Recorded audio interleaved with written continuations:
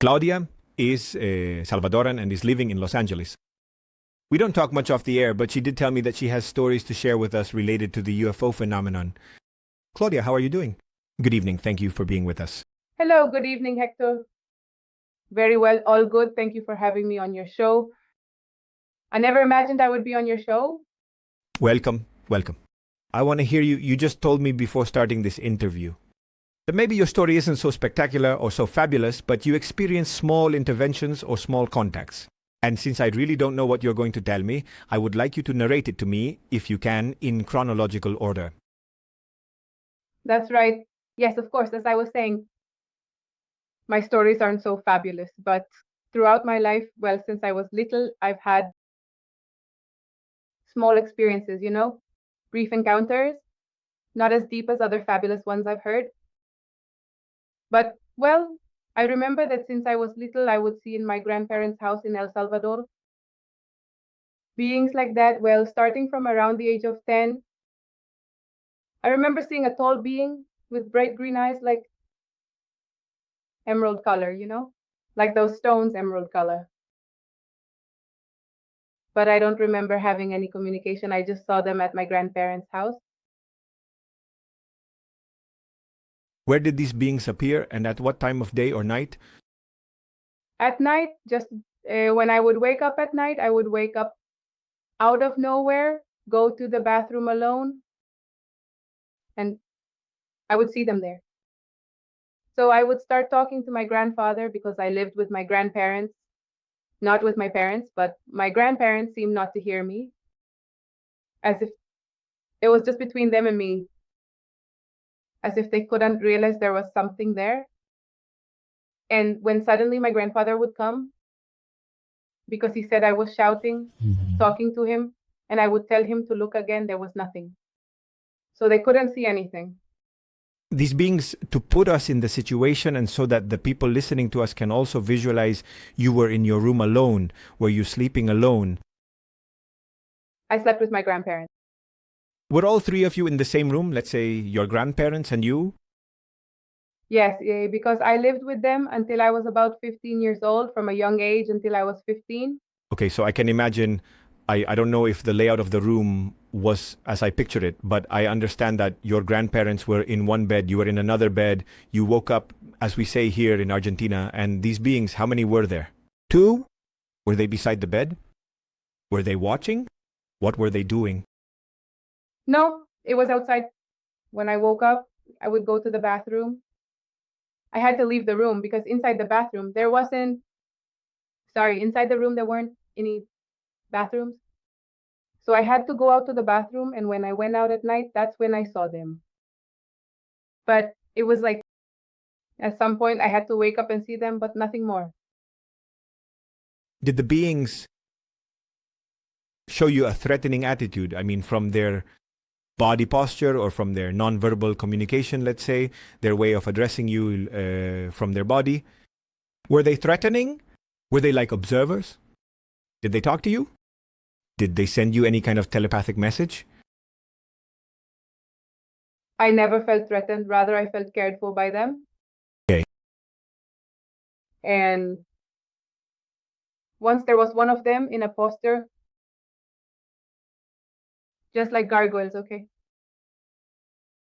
And I said, it's a gargoyle, but I didn't even know the concept of a gargoyle, of course. It was like that, and I saw all its skin attached to the arms. It was like being in this form and with skin and some bright eyes like emeralds. These beings were monstrous, so to speak, because the reference to gargoyles gives me the impression of a monster. But I don't know if maybe what you're telling me is about the posture, like being crouched, or if their face was also somewhat monstrous. Yes. I remember it was a somewhat monstrous face, but they never made me feel afraid. It was brown skin, that like a slightly darker brown, like burnt. Like to say, yes, like gargoyles, they didn't have clothes, they were just skin, yes. But they never scared me, but I always saw them when I was little.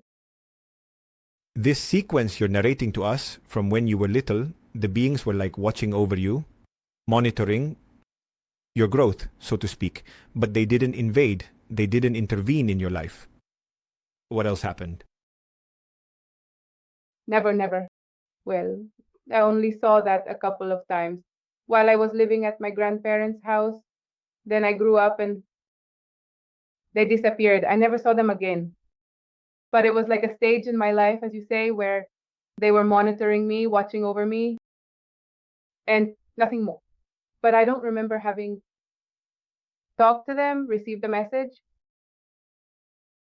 It wasn't a period of my childhood. Didn't you dream about them either? No, I don't remember dreaming about them. And regarding the sightings, I don't know if before or after this episode, at any point, did you see ships, objects, lights? No, no, only a neighbor from my grandparents' place, yes. The man is deaf-mute and draws very nicely. And I remember that once he drew a ship and said it was over. Well, those neighbors like that, look, next to my grandfather and them,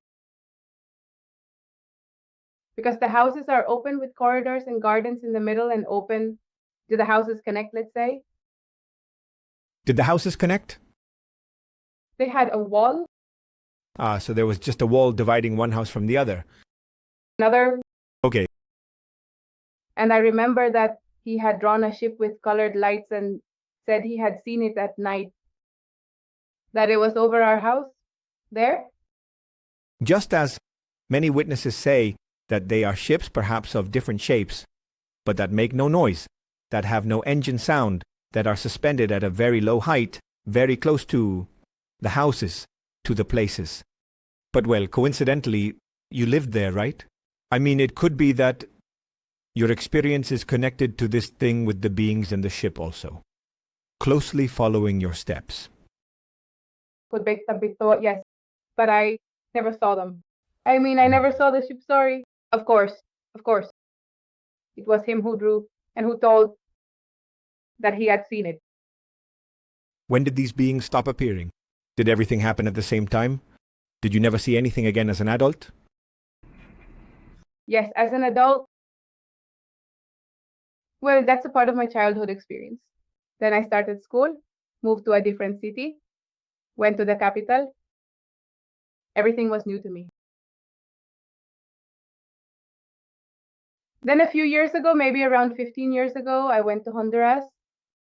Okay, I went to visit Honduras because I was in a spiritual group that I belonged to at that time. So there was a branch in Honduras and I went to visit. Can I ask you what the group was?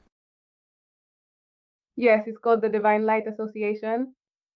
I don't know if they have changed the name because just 15 years ago, I stopped belonging. And now I know a cultural institution I belong to called the Great Universal Fraternity. And I am a yoga teacher. Sorry, I'm not familiar because I don't know that group.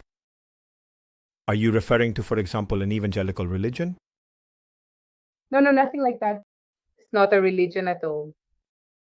Well, now the institution I'm with, called the Great Universal Fraternity, we have the esoteric part and the exoteric part. The exoteric part is the institutional function where we offer yoga classes, cooking classes, many cultural things. Okay. Well, we study all religions, but ultimately we are not any religion. Of course, it's more spiritual than anything else. It's more spiritual. Okay. It has to do with religion. Moreover, we integrate all the study, all the religions to have a broad knowledge. You were telling me that you moved to Honduras and what happened? Well, I went to Honduras, visited the association I was with at that time, and some people from the association took me to a village in Honduras, to get to know it. The days I was there when I was in this village, I don't remember the name, sorry. I have it written down because the other day I wanted to remember and I asked that person. So there were 3 of us walking, and these villages that have parks, the church in the background, the little park. like that. So we were walking, and I remember that suddenly the three of us were walking, of course, a little bit apart. And then I entered. How can I tell you? Like this, look, I have a mirror here. I have this mirror. I'm going to tell the people listening to the radio show that you have in your hand a sphere like glazed, or I don't know what material it is, Of glass. of glass.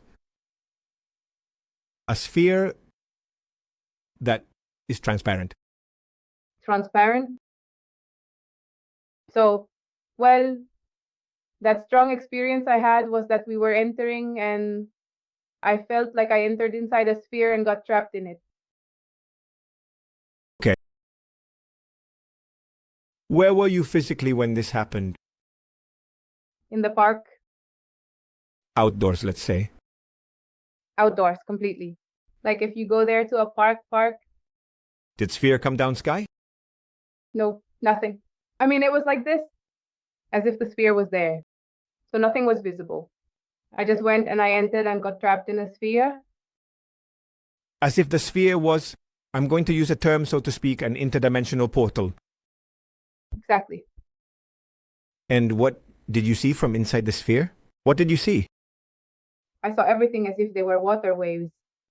I don't know if you've noticed when you're on the road, when it's hot and you see water waves like that. I saw just like that, like water waves, and I spoke and touched and couldn't get out. I couldn't get out. And the others? What did your other companions see? Did they see you? No, it seems they never realized I wasn't there. Ah, okay. Yes, right? It was like being trapped inside that sphere, and I still said, but what was this? And I can't tell you how long it took. I don't know if it was a minute, 2 minutes, 5. I was trapped there. When I got out, they were already standing in front of the church. They must have walked, yes, that 3 minutes towards the church. And I said, should I tell or not tell what happened to me? Because, then it's like you go and you're crazy, or Of course. that no one will believe me. But that I was trapped like in a transparent sphere. Inside the sphere, there were no beings. It was just you. No, I don't remember seeing any beings. It was just me. And to this day, I can't explain it. And, well, but imagine, at that time, I still hadn't heard these stories. None of that. Now, yes, with the internet, you hear about portals, ships, all these kinds of situations. But back then, I had no idea what it could be. But they are connected. The events are linked, right? We can understand that both the visit of these beings in your childhood plus this portal that somehow takes you or that you enter. There is a connection, isn't there? I ask you because I don't want to assert it. Do you feel there is a connection between these two events you are narrating? Yes. It could be. Because I have had many paranormal experiences. But speaking about the extraterrestrial topic, seeing beings like those described with tall, bright eyes has been very rare. But I have had other types of paranormal events that... Can you tell me about some of those events? Yes, let's see. One of them, well, approximately 11 years ago in El Salvador, and I have been in the USA for 6 years. I had an apartment that was quite isolated. It was buildings with 3 apartments facing each other. And at that time, I lived with a friend. And there was another girl who lived in the apartment upstairs. She lived alone. So we became friends because we were all around the same age, they teenagers. And well, we were there like that. And once this friend asked me if she could, well, we shared meals, when going out. But once she sometimes asked me if she could sleep over. And I always kept postponing it, like today I can't I have to go to university, things like that. So I didn't find the time to do it until one day. I said to her, yes, it's fine, let's go. And I went to sleep over with her. She had a big bed and we both watched movies and stuff. And then we stayed to sleep together. And then in the morning, when it was around 6 in the morning, we were both sleeping back to back.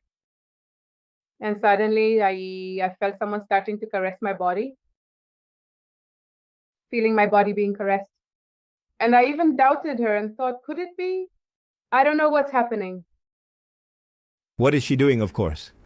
What is she doing? Why is she touching me? But when I woke up and felt that, I realized I couldn't move my body, that something was like grabbing my energy. Like when they call it paralysis, or when they say the dead climbs on you. In Mexico, they say the dead climbs on you. Exactly. It already seemed strange to me because she had experienced these sleep paralysis situations before. And I thought it couldn't be her. And I couldn't move, and was struggling until I finally managed to break free from it. And when I turned around, she was snoring, as we say. Of course, she was deeply asleep. And I said, this wasn't her. And I woke up and woke her up and said, you know what? I have to go. I have things to do. I'll see you later. And she said, oh, okay, bye. I said goodbye and left. I went about my normal day. Then night came again. Already in my bed, I fell asleep and had fallen asleep with my hand up. And when I was asleep, I started to feel nails, like someone was grabbing my hands and digging nails into them. And I started to feel that, and suddenly I began to feel that the body of someone naked was materializing next to me. I swear to you, I was feeling it. And suddenly I felt those feet playing with mine, as if someone was touching my feet with theirs and applying pressure. Yes, applying pressure. They had my hand because I had stayed like that. And with their feet, they were playing with mine like this. And I started to feel their naked body and a sinister laugh, like a horrible haha. And the first thing I do is, because I learned how to exercise. So The first thing I do every time something like this happens is make a cross with my fingers and start saying, I exorcise you, and begin praying. Could you... Sorry to interrupt your story. Don't forget what you were going to tell me. Could you? I don't know if it's possible. I want to ask with the utmost respect. Could you show me, in an acted way, what is said during the exorcism? Could you act out that moment of the exorcism? you make a cross and say, I exhort you in the name of God the Father. I exhort you in the name of God the Son. I exhort you in the name of God the Holy Spirit. Amen. And you continue like that until whatever you have there disappears. And you can also say the universal prayer or any prayer that makes you feel good. But everything has to be like that. Well, that's how I learned it. You're crossing your thumb and index finger, right? Yes. Okay. Like a cross with the thumb and index finger, do it. I mean, the people who are following us, those who are watching us can copy it. But those who are listening to us on the radio, it's the thumb. Making a kind of cross with the index finger, the index remains horizontal, the thumb crosses and forms a cross. I swear it works for me. It works a lot every time I face that. And I already started to touch its face with my hand. That creature? Yes. I started to touch its face, and it was a horrible face. I mean, I couldn't see it, but I could feel its nose, its lips, a completely horrible face. Was it a demon? It was a demon. It was a demon, because when I made the crosses on its forehead, it was like it started to tremble, to scream, as if you were burning it. As if you were burning it. And I kept making crosses until it disappeared. Then, well, I didn't know how to tell her, so I let 2 days pass and I told her what had happened. And she said to me, "Thank you." And I said to her, "But why?"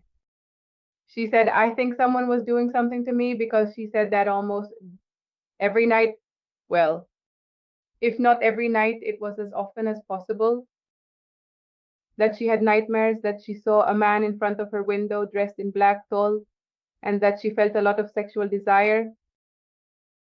But she hadn't seen him, I mean, as monstrous.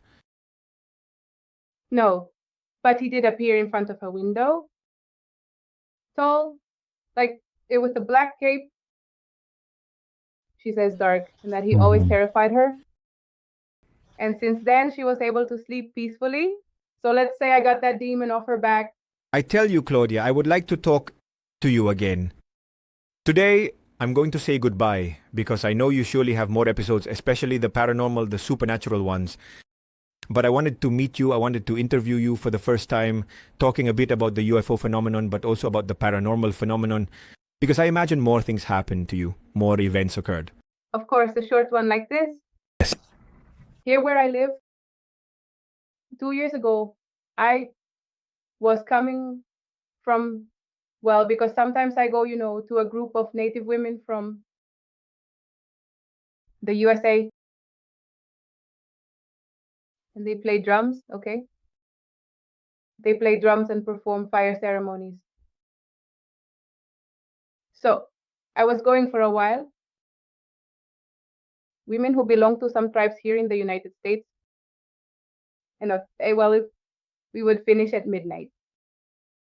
So that time I was arriving at midnight. I entered, closed the gate, as we say. At midnight, I don't know if they're two. I closed the gate, came into the house, into the kitchen, and the neighbors here had a little dog at that time who was no longer around. But they would leave the little dog sleeping out here in the yard or the garden. I'm not sure what you call it. Yard garden, yes. Both of the... Both of them. Well, I went into the kitchen, was there drinking water, and I was standing in front of the window. And then I heard the little dog start barking, barking, barking, barking. She didn't even bark when I came in, when I passed by her where she was sleeping, but she barked about 4 minutes after I had entered. And the person I lived with was there. He had stayed lying on the sofa, a small sofa we had here in the dining room. And I peeked through the window. Something made me look through the window, and I saw two tall beings, about 2 meters tall, gray, muscular and strong. The skin was like, what do you call it? Lizards? Yes, like reptiles. Reptilians, sorry. And it was reptilian skin. They were great tall, muscular, you said? Yes, muscular because it was a firm, tall body with thick legs. And I was like, at the same time, my mind said, who got in? Or who is coming? And the person who was there woke up because he told me, what are you seeing? They're going to get upset because you're watching. How do you know it was raining? And they were coming in. And I said, it's midnight. Who would come into the garden at this hour?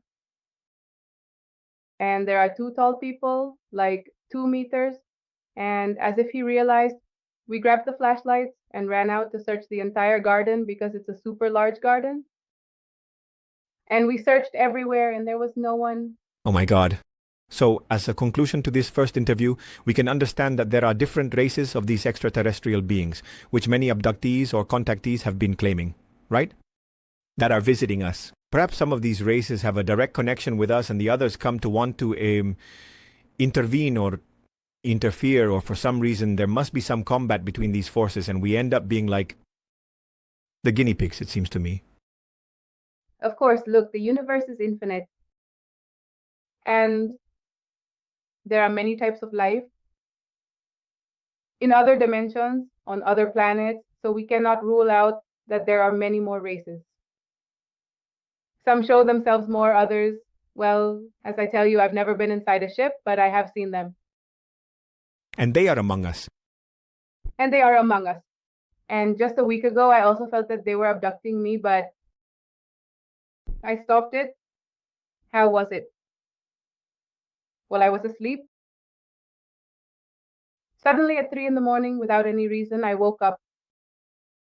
Just like when you open your eyes and stare at the ceiling and say, what's happening? And I wasn't sleepy at all. My sleep was completely gone. And I was there struggling. Well, I sat up. I tried to meditate a bit. I said, since I can't sleep, I'll try to meditate. And I was like that. Then I lay back down and I couldn't sleep until it was around 6 in the morning. 3 hours in that struggle of trying to sleep because I said, well, it's time to sleep. What am I going to wait for now that it's dark? Even though I get up at 6 to do yoga, to exercise. But just around 6 in the morning, I got sleepy. I fell super tired. Because of those 3 hours, I had been like that, of course. So I went back to sleep. I fell asleep on my side, and then I started to hear robotic voices. And my ears started to buzz really loudly, and I heard some robotic voice. What were they saying? I don't understand what they said. Okay. So, like in another language besides the metallic robotic sound, they were speaking in a language we don't know. Completely unknown. I didn't understand anything.